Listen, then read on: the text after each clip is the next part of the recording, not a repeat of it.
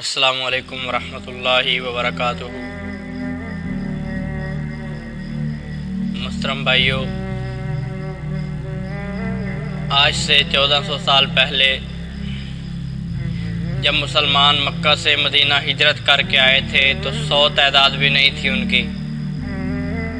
وہ مکہ سے اپنے گھر بار،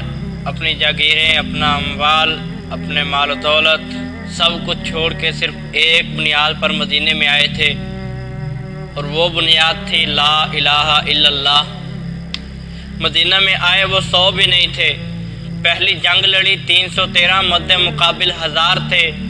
لیکن یہ 313 ان ہزاروں پر غالب آ گئے، کیونکہ ان کی بنیاد جو تھی لا الہ الا اللہ، اس نے سارے فرق مٹا دیے تھے۔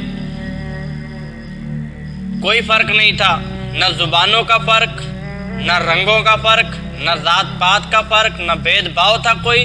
سارے صرف اس بنیاد پر اکٹھے ہو کر لڑے تھے کہ ہم سب مسلمان ہیں، لا الہ الا اللہ کی بنیاد پر ہم نے اپنا گھر بار، اپنے مال دولت، اپنی املاک، اپنا سارا کچھ چھوڑا ہے۔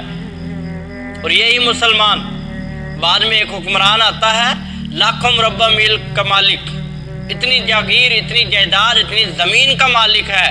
اور سارے مسلمان، کوئی فتنہ نہیں، کوئی فساد نہیں، کوئی آپس میں لڑائی نہیں ہے، کوئی فارسی ہے، کوئی عراقی ہے، کوئی شامی ہے، تو کوئی کسی بھی ملک کا رہنے والا ہے، کوئی عربی ہے، کوئی عجمی ہے، کوئی گورا ہے، کوئی کالا ہے، کوئی حبشے سے تعلق رکھنے والا ہے، سارے مسلمان 22 لاکھ مربع میل کی حکمرانی، مسلمان ایک جتھا، ایک گروپ ہے، اور کوئی تکلیف نہیں، کوئی مصیبت نہیں ہے، بنیاد صرف لا الہ الا اللہ تھی۔ اور اسی طرح 14 اگست 1947 کو یہ ملک پاکستان بھی لا الہ الا اللہ کی بنیاد پر حاصل کیا گیا تھا۔ اور آج دیکھ لیجئے، ہماری ذات پات کا بھید بھاؤ الگ ہوتا ہے، ہمارے حکمران کرسیوں کے لیے الگ سے لڑ رہے ہیں، ہماری اقوام، ہماری عوام، ہمارے لوگ پنجابی، سندھی، بلوچی، پختون ایک دوسرے کو دوسری زبان کا، دوسرے ذات کا، دوسرے فرقے کا، دوسرے گروہ کا سمجھ کر ایک دوسرے سے لڑ رہے ہیں۔ یاد رکھ لو، وہ قومیں جنہوں نے بھید بھاؤ نہیں کیا تھا، جو ذات پات پہ نہیں گئی تھیں، جو اپنے حسب و نسب پہ نہیں گئی تھیں، وہی قومیں اس دنیا میں کامیاب ہوئی تھیں۔ اور یہ ملک پاکستان ایک دن انشاءاللہ پوری امت مسلمہ بلکہ پورے عالم دنیا پر حکمرانی کرے گا، اور پورے عالم دنیا کو گائیڈ کرنے والا ایک لیڈر پاکستان ہوگا۔ بشرط یہ ہے کہ یہ آج اپنی لسانیت، اپنی قومیت، یہ سب کچھ چھوڑ کے جس بنیاد پر یہ پاکستان حاصل ہوا تھا اس بنیاد پر اکٹھے ہو جائے۔ وہ مسلمان تھے، مہاجر انصار کو نہیں جانتے، انصار مہاجر کو نہیں جانتے، دور دراز کے علاقوں سے آئے ہیں، فارسی ایک دوسرے کو نہیں جانتے، لوگ صرف ایک بنیاد پر اکٹھے ہوئے، ایک گروپ بنا، ایک گروہ بنا، بنیاد تھی لا الہ الا اللہ۔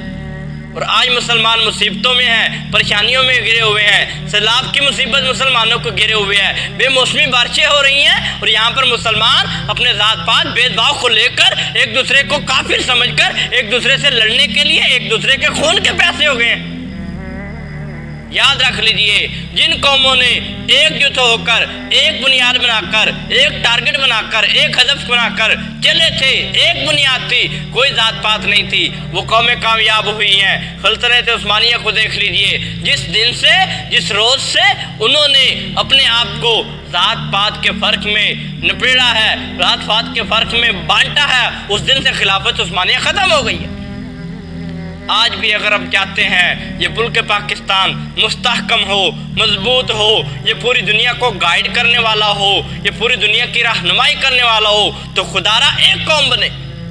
چھوڑ دیں یہ پختون، یہ پنجابی، یہ سندھی، یہ بلوچی، چھوڑ دیں یہ دیوبندی، یہ بریلوی، یہ اہل حدیث، یہ شیعہ، صرف ایک بنیاد لا الہ الا اللہ پر اکٹھے ہو جائیں، ایک قوم بن جائے۔ اللہ کی قسم دعوے سے کہتا ہوں، یہ ملک پاکستان اس دہانے پہ کھڑا ہے کہ ان قریب یہ ملک پاکستان انشاءاللہ پوری دنیا کو گائیڈ کرے گا۔